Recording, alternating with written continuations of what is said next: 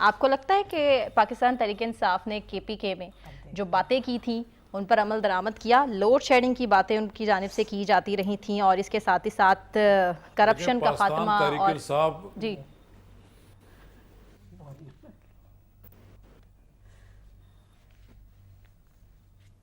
पाकिस्तान तहरीक-ए-इंसाफ ने 2013 में बड़े बुलंद बांग दावे किए थे। अभी उन्होंने खुद एतराफ़ किया कल परसों एक इंटरव्यू में कि हम एहतसाब लोगों का नहीं कर सके। इसी तरह उन्होंने बिजली पैदा करने के बड़े बुलंद बाग दावे किए थे और लेकिन वो 70-72 मेगावाट बिजली कहते हैं हम पैदा कर सके, वो भी बैठ गई। इसी तरह उन्होंने केपीके में कहा था कि हम वहाँ पर अस्पताल बेहतर करेंगे, स्कूल बेहतर करेंगे।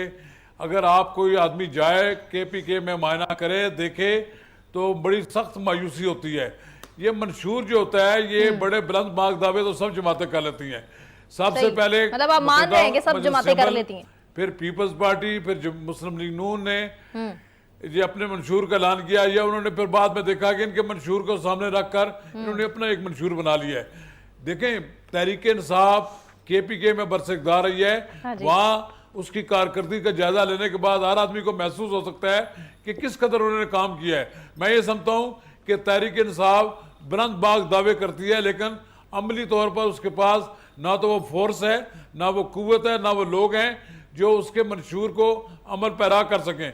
ये वो लोग जो मुख्तलिफ सियासी जमातों का कचरा है वो इस वक्त तहरीक-ए-इंसाफ में शामिल हो गया है। ये लोग कल इस जमात को ले डूबेंगे, ये इस जमात को कोई फायदा नहीं पहुंचाएंगे।